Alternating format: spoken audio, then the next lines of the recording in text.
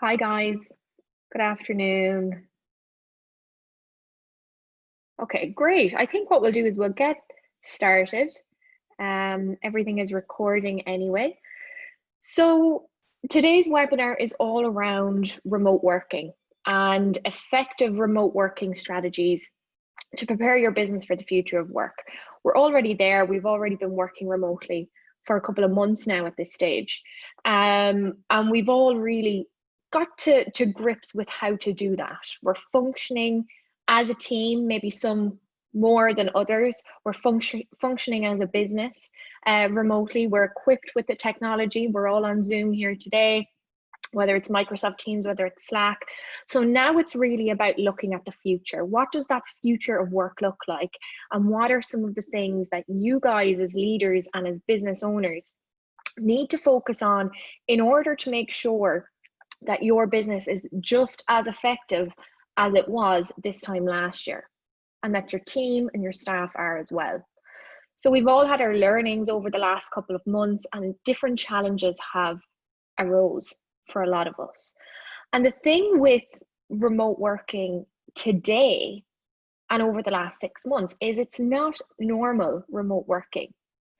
First of all, we've been forced into it. Second of all, it's during a pandemic. So there's a lot of things that we have to manage. Thirdly, there's a lot of people that are juggling multiple roles, not just in work, but with their family, with people at home. So there's a lot of chaos going on. And, some of our businesses and our teams just really weren't prepared for that shift. But we're here now today, and it looks like remote working is going to be sticking around. So today I want to share with you guys some strategies that can help you improve maybe some of the challenges that you're experiencing. And really, when I speak to business owners about remote working today, they're on that learning curve. They're trying to figure out how they can do better at remote working. And they're finding that as leaders, maybe they're not really equipped to handle the virtual world that we're in right now. They would have primarily focused on in-person relationships, training new staff in person, and having meetings in person, and collaborating and innovating and brainstorming in person. So we really do have to lean into the adaptability intelligence that we all have in order to really thrive in this new environment. A lot of leaders I speak to, they're trying to balance performance management, they're trying to engage their team, they're asking themselves, how can I keep my team going? That's probably a question that's on a lot of your minds right now, especially as we go into this next phase of the pandemic. You're going to continue to work remotely. How can you continue to keep the momentum going on your team? And finally, what I'm seeing a lot of, and we'll go through a little bit later, is productivity spikes. So a lot of us are struggling with productivity and overworking, actually. So 7 out of 10 professionals have been found to have been burnt out since working remotely, since COVID began. And on average, a survey by LinkedIn and the Mental Health Foundation found that we're clocking up an extra 28 hours of work on average per month, which is equating to about 4 days. So if any of these points have resonated with you, first of all, it's good to know that you're not alone. You're not alone in these challenges. These are so common right now. They're coming up in every conversation that I'm having. And actually, a point to note is a lot of these challenges are coming up with teams that have already worked remotely in the past. So you're not alone in this, and hopefully today we can give you some strategies to try and solve these challenges within your business. So let me just introduce myself. My name is Shauna Moran. I'm the founder and managing director of Operate Remote. We are an accredited coaching and consultancy practice that specializes in remote teams.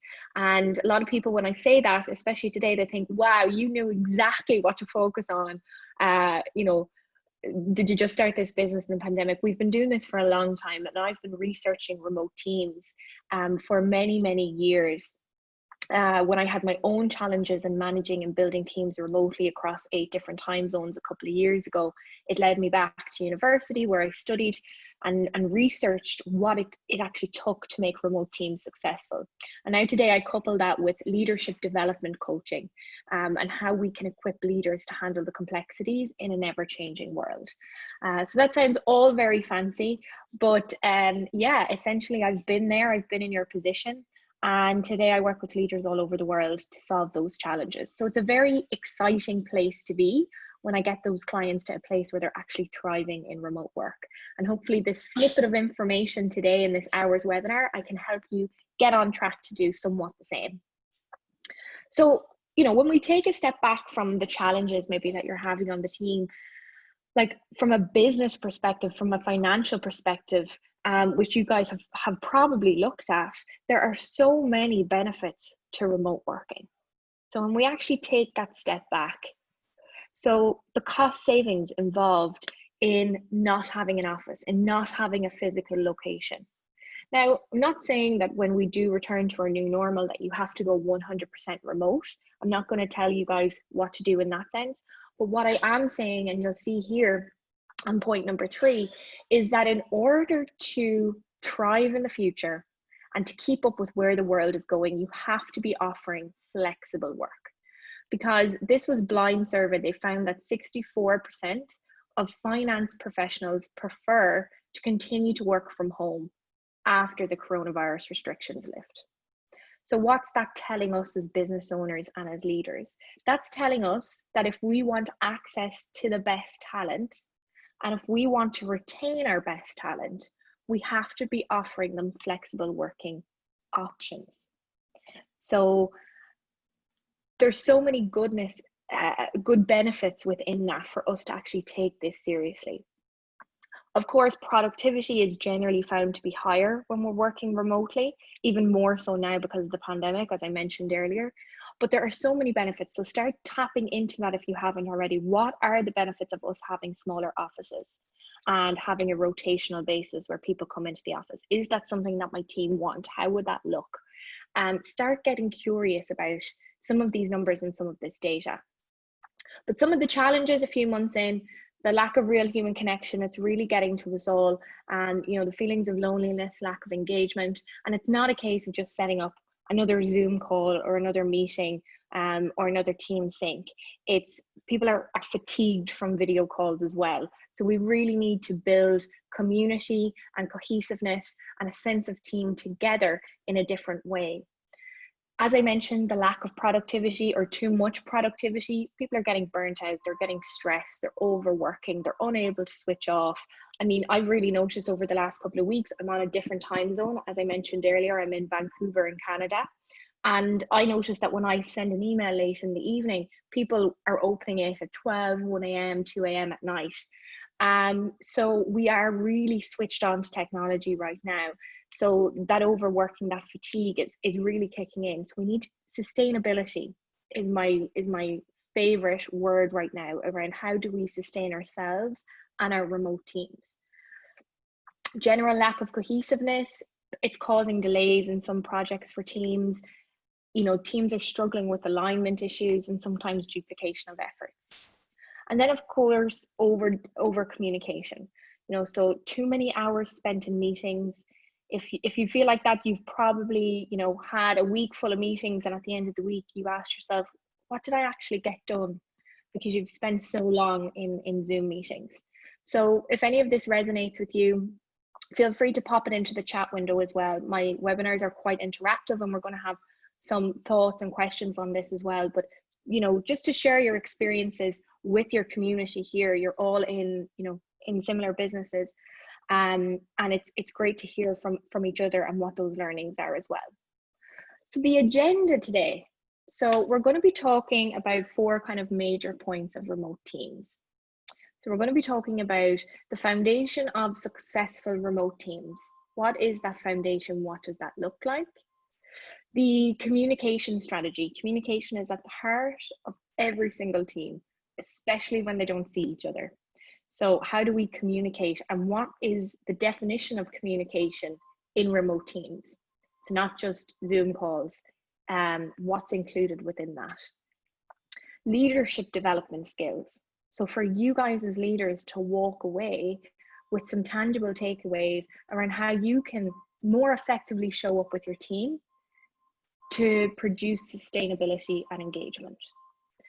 And finally, increasing and managing team engagement. So what are those red flags that you need to be aware of that are indicators that something's not quite right? And then what are the strategies you can put around those red flags in order to mitigate any risk associated with disengagement? Because it is a risk. So I'm just going to check to see, is there any comments in the chat window, and have a little tea. Okay, great. So the foundation. Really, what I see quite a lot of is that there's a lack of trust in teams.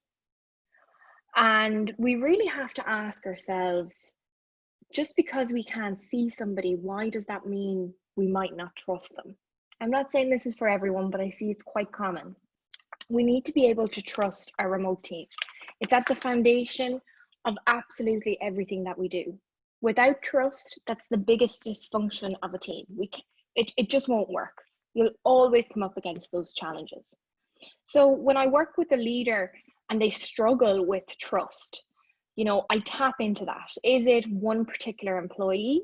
Is it a team? Is it is it the whole organization? And what's the reason behind it? So ask yourself as a leader, how do I build trust? What does trust look like to me? Think of your most trustworthy employees and ask yourself, why do I trust them? What do I need to see in order to build trust? Because we need to build trust. We can't just give trust. So we need to kind of challenge ourselves on the element of trust, because if we don't have that trust as a team, and if you don't have that as a leader, you're going to lack the other things that are needed to function as a team. So you're going to lack the openness that's required to get stuff done in an effective way.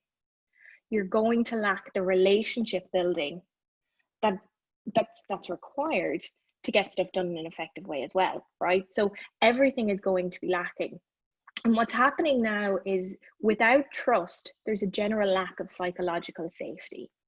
So psychological safety within a team, within an organization, is really important, especially today, because there's a lot of individual contributors and employees out there that are worried about their jobs. They're worried about the future of their position, what that looks like. Are they performing well enough? Will they be kept on? Am I doing good enough? Am I doing okay? And that lack of psychological safety then produces the stress and the overworking and the burnout. So for you as leaders is to create that trusting environment. And it's to create that trusting environment so that there's an openness, that somebody can come to you and say, hey, you know what, that's not okay. I'm actually not doing okay. If you're wondering why my productivity is down, it's because of this, this, and this. And you're kept in the loop, you're informed. So that openness is so important, but it all starts with you guys as leaders and as business owners, is to establish that trust by asking yourself, how do I build trust? How do I build trust? And then how do I communicate that and feed that into the employee experience? Because trust does take time. And what I kind of say in remote working, and especially, you know, today when we're going to be talking about bringing on new trainees, is your hiring process should really help build that trust to a certain level. So if you think about a phone battery, like an iPhone battery, and you think about that hiring process, it's filling that battery up to about 60%. So the interviews, the questions, the assessments, the references, let's fill the battery up. And then that other 50%, how do you fill up that other 50 or 40% in the first couple of weeks, in the first 90 days of bringing on a new hire? So they're good questions to ask yourself. It's going to look a little bit different for every business. But essentially, when we don't have trust, this is how it shows up. So, you know, a manager who is doubtful, a leader that is doubtful, they tend to micromanage. There's no room for micromanagement in remote teams. Absolutely no room. And we're going to talk about what management looks like a little bit later. But micromanagement, as opposed to providing autonomy to employees, creating a very fixed schedule for team members versus allowing team members to work on their own schedules. Now, of course, let's note that, you know, at certain times of the day, people are going to need to be online, whether it's for meetings or client calls, etc. And that's fine. But it's still allowing that flexibility that should be there when we're working from home, especially today. A manager who doubts is more selectively providing information as opposed to just freely sharing information about what's happening within the company. You know, a manager who really trusts uses output as an indicator of work well done. So if there's one thing that you take away from today, it's really to focus on the output versus the input.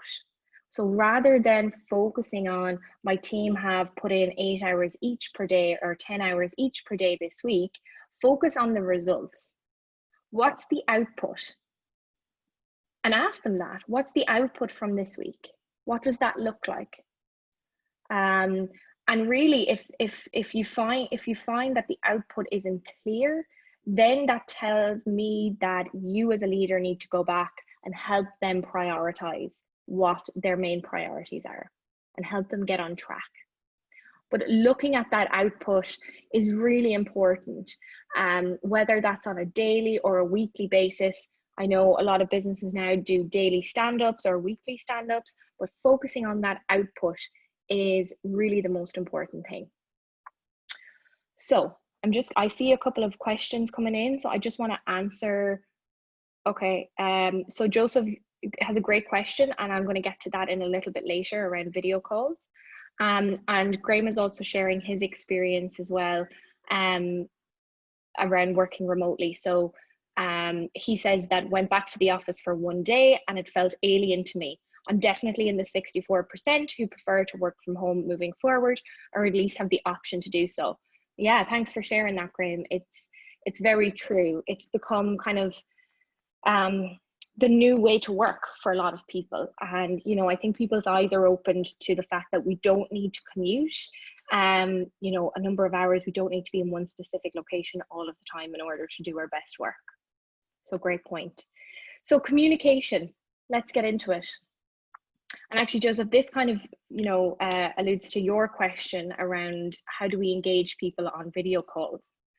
So one of the things that have kind of come up quite frequently is that, you know, a lot of my team don't turn on their video calls. They don't want to, and we've kind of let it go too long. How do we ask them again to turn them on? And really, I mean, it's showing them this graph is the reason why. As a leader, it's so important for you to actually be able to physically see your colleagues and your team. It's so important. The elements of personal communications, only 7% is spoken word, 38% is voice and tone, and 55% is body language. I worked with a leader a couple of weeks ago who didn't have video cameras turned on for a couple of months with his team, and he was still having his one-to-ones every week, still chatting to them, you know, every day. They were getting their work done. Everything seemed perfect until 3 of them handed in their notice and were moving to another position. And when he asked them why, they mentioned that they were struggling in different ways individually, but they were struggling with workloads and different aspects of work. And he says that if he had seen them, if he had the video cameras on in the one-to-one meetings, he would have been able to identify it sooner, and he wouldn't have lost 3 of his most valuable employees and team members. So it's really important that we see each other, that we see. I know we only get shoulders and head and maybe hands if you're a talker with your hands like me, but it's so important to see people's body language and to see people's engagement, to see people's reaction, 55% of it. So the first thing is definitely turning it on. It's definitely turning it on. We need to understand that, you know, some people aren't as comfortable with that. You know, a lot of people say I can't turn it on because I don't like looking at myself. And my response is, well, turn the cameras around to just focus on the other person. So there's a lot of different things that you can do to make yourself more comfortable, but it is a learning curve that we have to kind of accept and get used to. So start to normalize that in your in the work that you do. So communication, think video calls, and also think what's the most meaningful interactions that you can have when it comes to video calls. So for example, maybe it's a case that you can't turn it on a company-wide meeting because bandwidth issues or broadband issues. I know what it's like, but it's really important for you as a leader to have that on in your one-to-ones, or to have that on when you're addressing your team or when you're delivering information or updates. So it's a case of understanding when it's the most important time to actually use that. But we need to be able to see each other. That body language is so important. It's 55%. Let's see if there's any questions. Okay, so no more questions. So let's look at communication expectations. So one thing about communication is when we fail to understand what their expectations are, then we can't communicate that to the team that we work with, and then we get frustrated. So, for example, video call is a great example.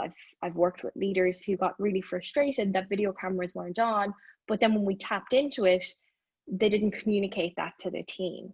So the thing is tapping into what do you expect and why, and then communicating that to your team and communicating the why that's so important.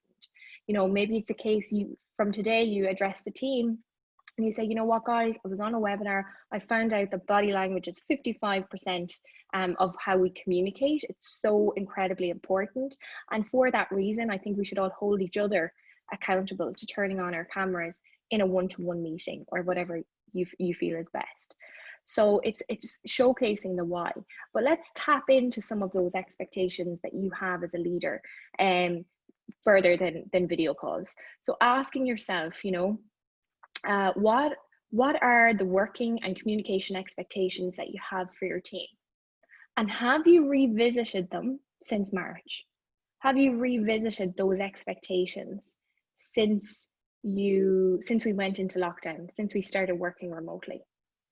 And does your team understand what's expected of them? So a couple of points.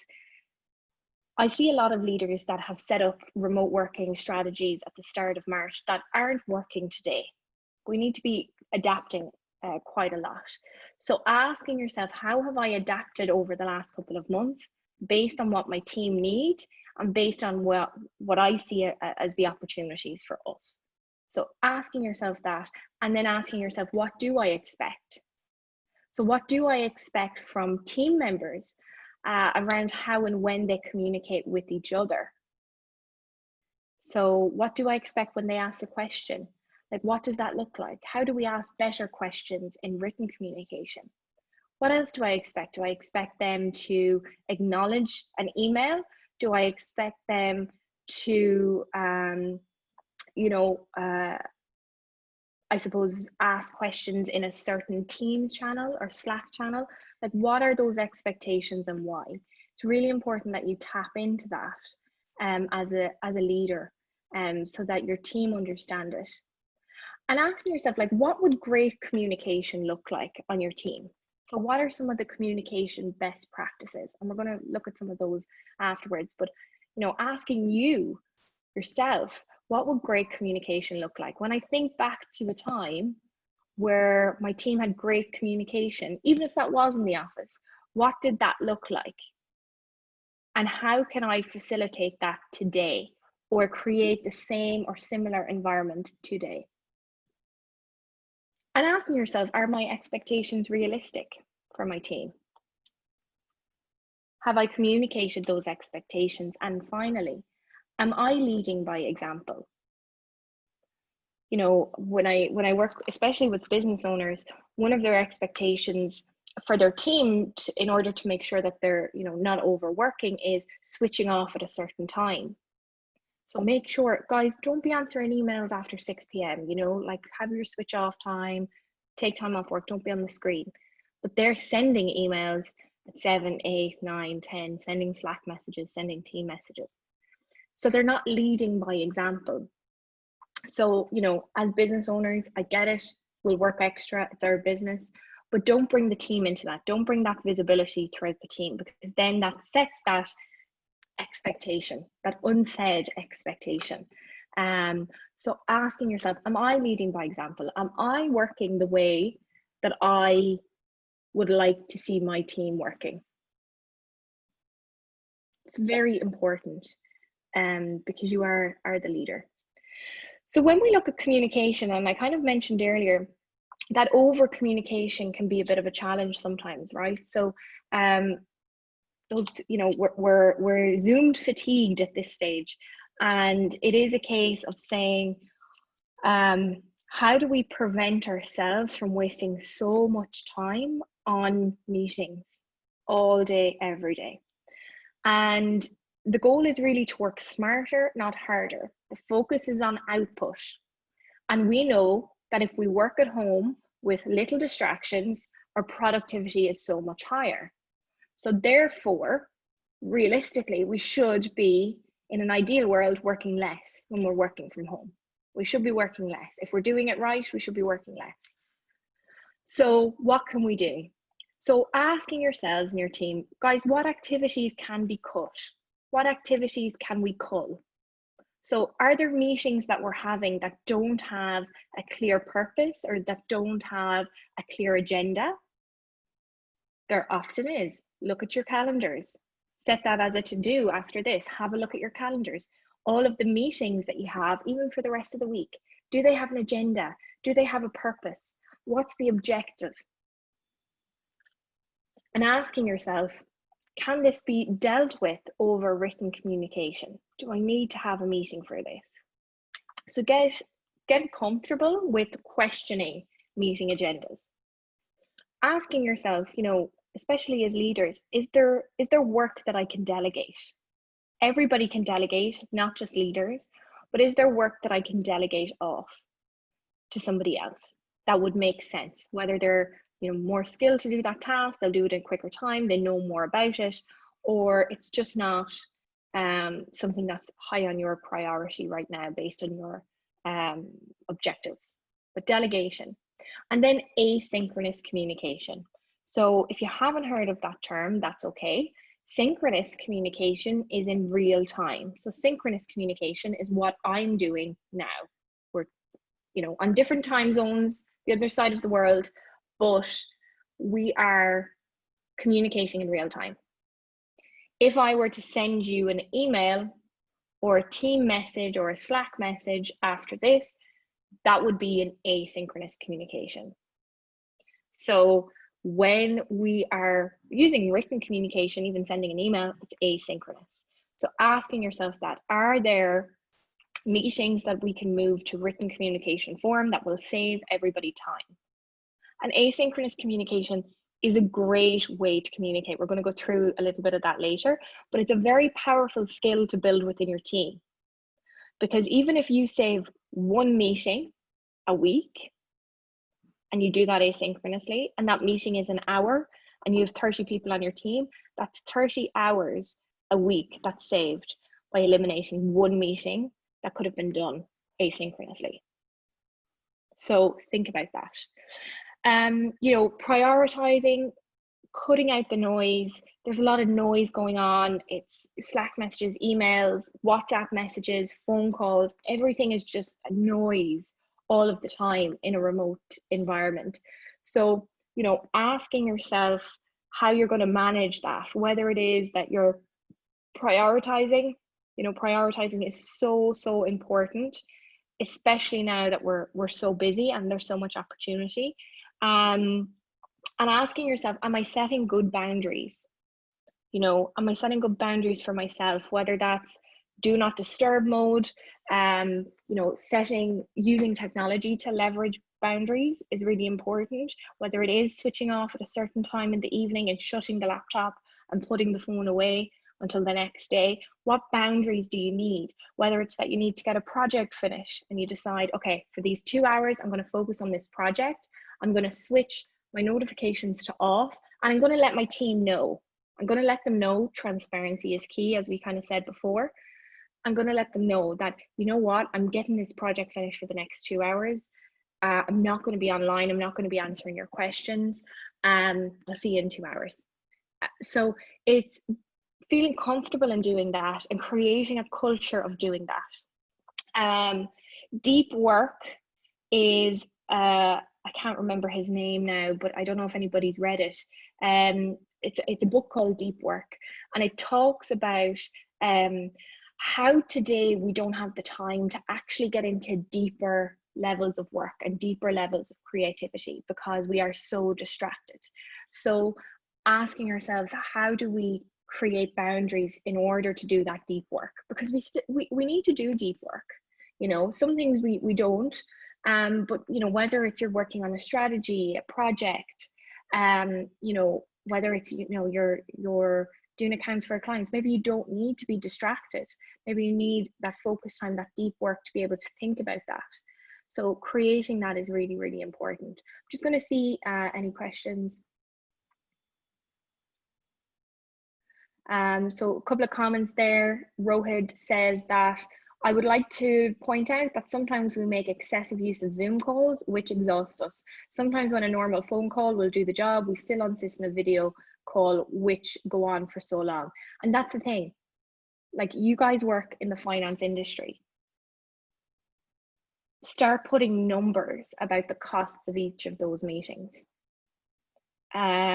Start adding up how long does that meeting go on for? How many people are in that meeting? On average, what's the hourly rate of the employees? I mean, you'll know better how to calculate that yourselves based on your teams, but start putting numbers beside it. Start taking time seriously. Start valuing your own time and everybody else's time. So, you know, when they're going on for far too long, it is a case of maybe the agenda wasn't clear. Maybe the structure of the meeting wasn't clear. And nobody summarized, reflected at the end, and walked away with next steps. So it is a case of starting to challenge that today, to start reduce the number of ineffective meetings. And asynchronous best practices first.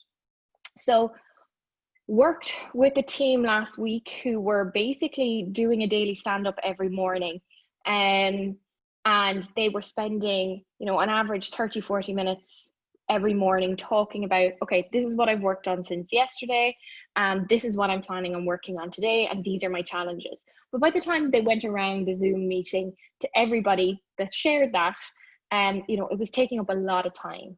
So instead, what they did was they automated in Slack. You can still do this in Teams. So if you're using Microsoft Teams, you can still do this. And they automated this process. So what I worked on today, what did I work on yesterday, and what are my blockers? And then we discovered that morning sync, you know, for the team over a cup of coffee was actually really important for the relationship aspect of the team. So what they have done is they've moved that meeting till after this is done in automated Slack. So then they can just brainstorm around the blockers. So if that makes sense. So they're not just using the meeting to share information now. They're using the meeting to discuss the information that's been shared automatically within their Slack channel. So they're maximizing their time. So it's asking yourself, how can I maximize my time and everybody else's time? One of the best ways that you can do that is to start asking better questions. An example of under communication, an example of over communication. If this is something you want to work on, take a screenshot of this for your team. But you know, it makes such a difference. So rather than having that back and forth, which would be here under communication, you know, can you provide me with the report on content when you get a chance? You know, immediately, okay, which report do you need? What type of content? When do you need it for? What is that supposed to look like? And it's back and forth and back and forth and back and forth. And then you've wasted maybe an hour more. Whereas over communication is, okay, how can I get as detailed as possible with what I need to communicate? So it's starting off small, giving your team maybe an example of what good questions actually look like. Making sure that, you know, there's enough information to cover all the questions. Don't be the victim of an open loop. Like I said, that back and forth. Don't be a victim of the open loop. Over communicate if necessary. It might take you 2 extra minutes to add in another detail, but it's going to save a lot of time for both of you in the long term, for you and the recipient of that information. Make sure that there's a deadline. You know, how urgent is it? I worked with a team recently who had a lot of questions.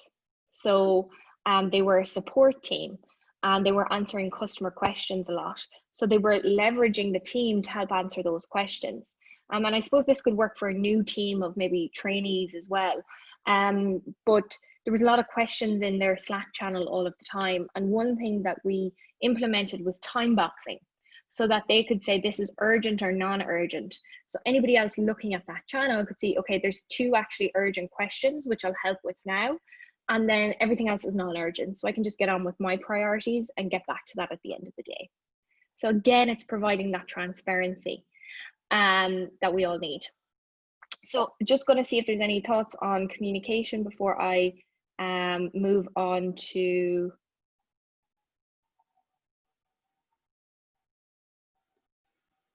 okay, so somebody mentioned, you know, as an employer, the main issue is that most people can manage remote working well, but some have very low productivity when not in the office.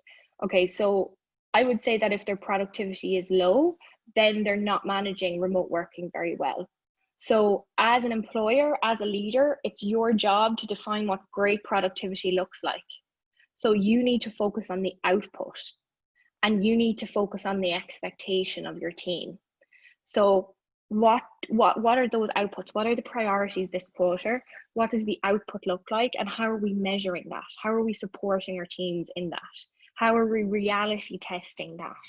So, you know, I mean, we're going to talk about leadership skills now. And actually one of the examples is around low productivity time management. So you can start having these conversations, but really starting with that as the foundation is really important. Let me know if that makes sense. So let's look at leadership effectiveness in remote teams, which is really important. You know, what are the top 3 things that my team, they could do that would help us be more effective as a team? Asking yourself, you know, what are the top 3 things I could do as a leader, as an employer, to make my team more effective? You know, it's not just asking more of your team, it's also asking yourself.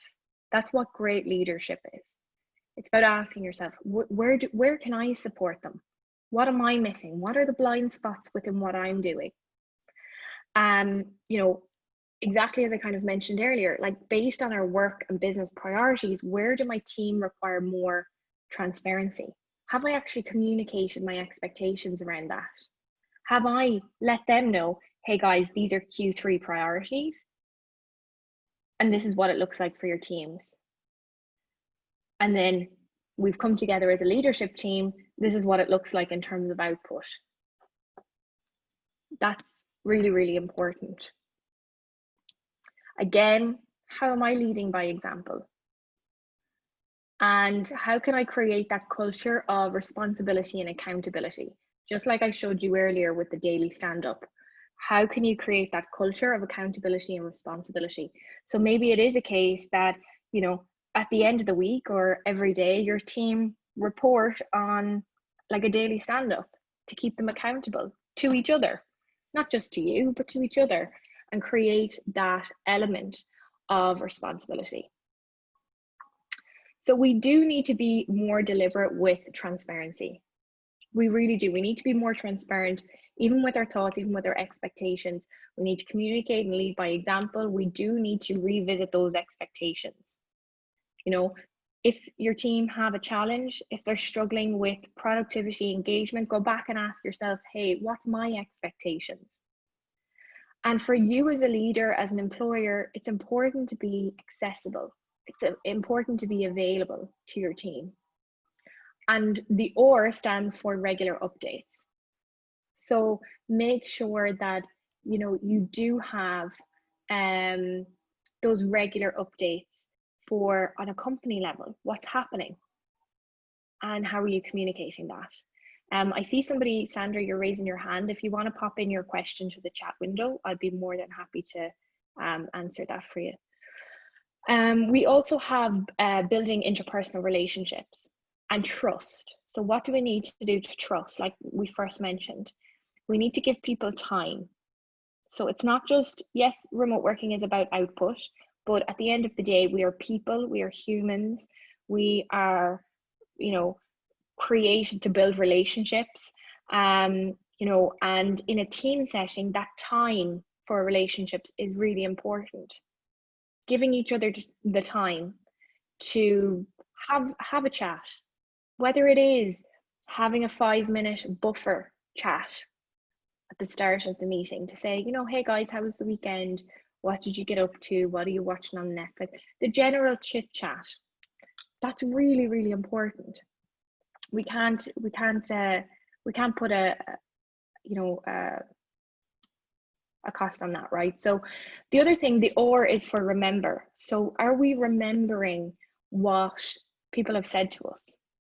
It's really important. Are we remembering the person behind the screen? Are we remembering that that person in front of us actually is trying to juggle, I know kids have gone back to school now, but a couple of months ago, had 3 kids at home as well as do the job. So we have to remember that person behind the screen as well, and seek to understand, not to be understood. Giving people that time to understand where they're coming from. To understand, like today's example, my team are not productive, to try and understand where is that coming from. We'll go through an example.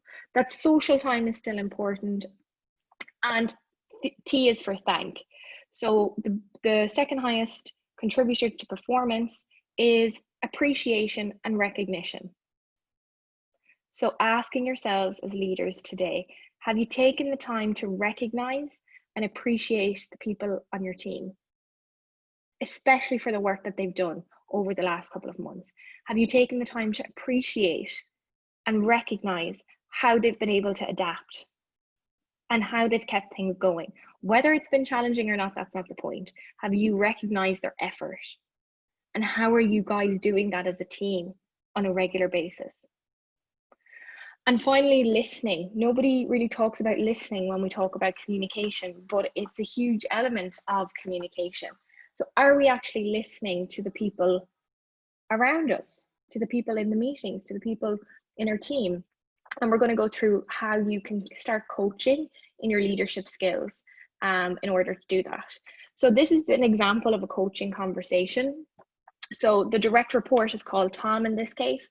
So Tom, I know, Tom says, I know last week in our one-to-one we discussed our work priorities, but I'm feeling overwhelmed. I'm putting in so many hours and I'm not getting enough done. What do you think? And Jack, who is the leader, says, tell me more. How did you conclude that you have that problem? And Tom says, well, I never actually get everything done on my to-do list. The more I get done, the more I end up adding to the list. We all know that problem.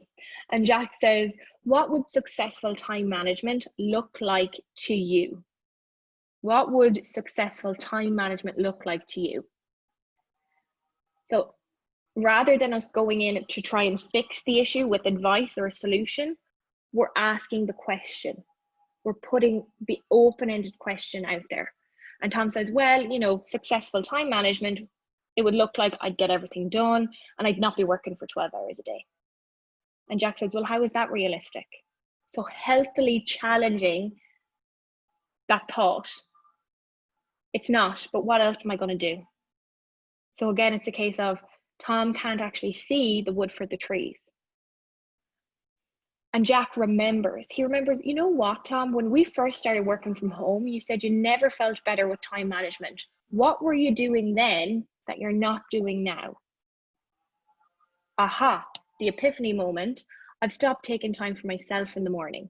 My sleeping routine is all over the place and I'm not writing out my daily to-do list. So now he's identified the things that actually help him with his productivity.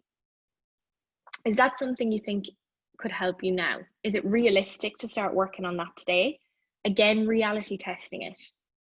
Is it realistic for you to bring in some of these things today and to start working on it?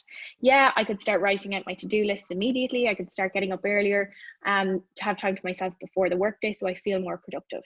What else needs to happen in order for you to do your best work?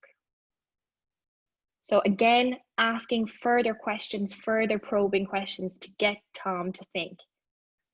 I'd find it helpful if we could meet at least once a week to go over priorities for the week to ensure I'm focused on the right tasks. And then great, let's get that set up. So again, it's what else needs to happen in order for you to do your best work. So it's challenging that again. So we've all had a lot of these challenges come up. You know, what Tom has come to say, you know, I'm really feeling unproductive, or I'm struggling with time management, etc., etc. And usually what we do as leaders is we jump in to say, have you tried this? Have you tried that? Have you tried this and that? And that's not going to work, because everybody's unique. Everybody's the way that they manage their time, their productivity. We're different people. So what works for me isn't going to work for you guys, and vice versa. So we need to ask that person, we need to believe that, look, this person in front of us, they're resourceful, they know themselves best. So how did you conclude you have that problem? Tell me, what would successful time management look like to you? It's challenging that in a healthy way. So you might not have this perfect when you start to do it, but as leaders, to bring those open-ended questions to get your team thinking is going to be one of the most powerful things that you'll ever do. It really will. So we'll talk about engagement and, you know, disengagement. What does it look like in a remote team? What are the red flags? You know, just general lack of communication, easily distracted during video calls. Again, we need the video cameras on to identify this red flag, right? Like we said earlier with the leader who didn't have his video call on. You know, kind of a general drop in productivity, quality of work, maybe does not want to help, celebrate, support others. There's lots of different red flags here that, you know, we would identify or use to identify team engagement. And very often when we see disengagement on a team, or, you know, I see with leaders, their first response is to blame. It's to blame the people on the team and think, oh, you know, they're just struggling with productivity, and, you know, I just don't know why they're doing it. But Gallup 2019 and so many other surveys, engagement, a variance in employee engagement is accounted for 70% of what managers do. So if you have disengagement on your team, that's why it's so important to ask yourself the right questions as a leader, to start identifying how you can show up in a more effective way for your team. What do you need to do differently? Where do you need to support them? Along with having coaching conversations like we looked at earlier. But what you do is so important. And, you know, I think really right now, it is a case of knowing that there are going to be productivity spikes and drops, because we're living in a world that none of us have lived in before. And it's challenging. And there's a lot going on. There's a lot in the news. We're surrounded by it. We're bombarded by it. A lot of people are really still fearful. So we need to consider that too, and understand that it's not a normal remote or working or business scenario. So we need to be realistic with people and understand that, look, these are the work priorities. Is this realistic for you? How do you see this as realistic? What would that look like? So working with them to find the best solution for, yes, the business and for the team, but also for them. So it's that holistic approach is very important right now. Because, you know, at the end of the day, feeling exhausted, unmotivated, anxious, unable to focus on work due to chronic stress created by jobs are all symptoms of workplace burnout. And according to Ginger, those who reported stress that was remote working noted losing at least 1 hour a day in productivity, and 32% lost at least 2 hours a day. So why, you know, it's very easy for us to say people just aren't productive, but what's the root cause? What's the root cause? So how do we prevent burnout, right? We have to go back to the drawing board, as I've said earlier. How do we sustain our teams? We define and communicate the expectations. We help our teams prioritize their workloads and create a psychologically safe environment. We look at the KPIs, the goals and objectives for our company, for our departments. What does that look like for all the individuals? And we focus on quality over quantity. We don't try to do too many things, but quality over quantity. And we reality check this through team discussions. So we support our teams, we keep the communication loop open, we check in. How are your priorities going that we worked on last week? Tell us, what kind of output have you had? What does that look like? Okay, fantastic. Recognize and celebrate. We coach employees, so we stop trying to always provide a solution. Instead, we ask powerful questions that get them thinking, like we went through today. And again, finally, and not often people talk about this, but you need to support yourself as a leader. We can't pour from an empty glass or an empty cup, whatever the saying is, but we can only serve people, we can only do our best for our team and for our business if we're looking after ourselves. So we need to be upping the self-care and these practices for ourselves. So whether we have a coach or whether we lean on somebody else to be coached in our team, whether we have that support group, whether it's the other, a leadership team or somebody that you can talk to, that you're creating the habits that serve you, that you're looking after yourself and your productivity and you're not putting too much pressure on yourselves. So, it's really important that you're looking after yourself, number one. So now the fun part, the Q&A session. So I'm just going to see, there's a couple of other things here. So Noel says, hi Noel, he says, how to avoid conflict between those working remotely and those working from home. Would you mind, Noel, explaining how you define both? And I can answer that question. Great. So Liam says, Shauna, fully agree with you that as a leader, we need to recognize the personal challenges facing our team working from home and be conscious of this when on Zoom calls. It's very important, as you outlined, to start a team meeting with a general discussion on the weekend or the weather or something else not work related. Love it, Liam. Yeah, brilliant. And Joseph's question was, what can you do to raise morale through video calls with employees? So I know we kind of went through video calls. So a couple of different things, just as kind of following on from Liam's point around bringing in that buffer time at the start of a meeting. One thing that you can start to introduce at the start of a meeting is icebreakers. Sounds cheesy, I know, but it's really not. They're great fun. And you can do different types of icebreakers depending on how much time you actually have, but some of them can only take 2 to 3 minutes. For example, one of them is, and I do this a lot with training programs and groups that I have, one of them is, okay, so mention 2 words that describe where you're at today. Like just 2 words, whether they type it in a chat window or they speak it out loud. Okay, so guys, we're going to start with 2 words. And, it's a great chance for you as a leader to get a check-in on where people are at. I often find people are kind of on the spectrum. They're like, I'm stressed and I'm optimistic, so we can be both. But the 2 words aspect is a great activity to do. Likewise, you can also do that through, I don't know if you know Giphy, which is, those movable pictures, or you can just do a picture. So you can say, find a picture on the internet that describes how you're doing today and post it in the chat window. So it's just a bit of an icebreaker moment. Yeah, and just kind of gets the team, I suppose, all checking in with each other and laughing a bit, because it can be quite funny. But there's so many different icebreakers out there, and I would definitely recommend, having a look at that. Noel, sorry, it wasn't Noel that asked that question, it was Joseph. Having a look at that. Icebreaker is very, very important. So it's really good. Let's just see if there are any more questions I've missed.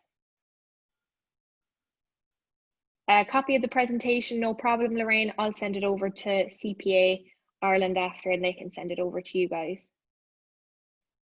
Any other questions at all? Because we do have 5 minutes, so I'm eager to.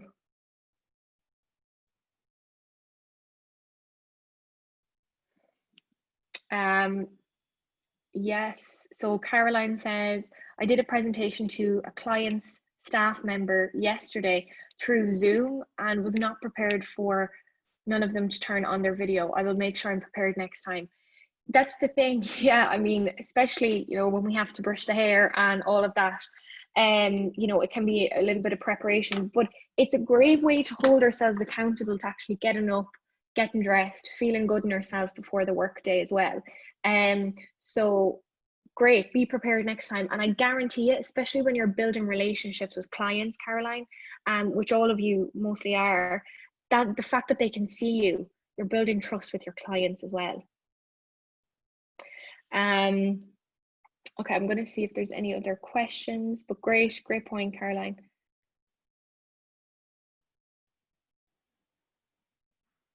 So Rohit says, some of the companies have done investments in huge offices and such fixed costs. There is general consensus that employees will be back to the office as usual after the pandemic. However, the blind survey just shows the opposite about getting back to work. I would like to hear your opinions, comments on the same. Yeah, I mean, as the research says, as I've found in the conversations I've been having, Rohit, people want flexibility moving back into the future of work. So while, you know, the office will probably be reopened, we still have to give people that option. And I think that's really, really important for us to do that. So even as Gareth said earlier, you know, he couldn't imagine himself going back to the office. So I think instead of looking at the surveys and the data out in the world, start asking your team, because they're the ones that matter to you. So start asking for their feedback, what they would like to see, what will help them, what will support them. That's a good place to start. So if you guys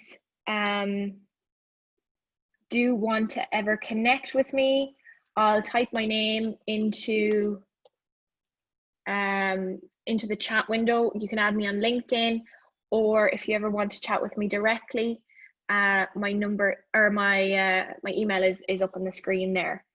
So somebody just asked a question about, is it correct that Zoom is not secure to discuss tax issues? I wouldn't be able to really advise you on the security element of that, Sarah. You'll have to kind of get a specialist in that. I wouldn't be equipped to give that advice. Claire, you've said the session is being recorded. I will ask the team in CPA Ireland, will they be able to send it over to you? Yeah, you're very welcome. And finally, Laura says, I agree with everything you've said, but find most managers aren't interested in this sort of thinking and just want their staff to work harder and faster. And this makes staff feel like they can't bring up issues they're having in case they may lose their jobs. Totally, Laura, and that's not a nice culture to be in. You know, I can definitely empathize with that. So it's a case of, you know, some managers should not be managers, and that's not helpful in this case. You know, it is a case of how do you actually deal with that? So I don't know if you're experiencing that from your manager, Laura, or you know, you're a manager trying to educate. But if you are the latter, a manager trying to educate the other managers, you know, it is a case of kind of having these conversations, especially if your team have experienced any of the challenges we've spoken about today. So, you know, think about how they like to communicate. In the finance industry, they want numbers. Show them some of the surveys. You know, get them thinking about that. As leaders, you guys need to step up. So it's just a case of finding a new way, oftentimes. Guys, thank you so much. It was absolutely a pleasure. I know there's so many other questions there, so that I just didn't get a chance to go to. So add me on LinkedIn. If you have any other questions, send me an email or message me on LinkedIn and I can get back to you guys. Thank you so much. I hope you all have a lovely afternoon.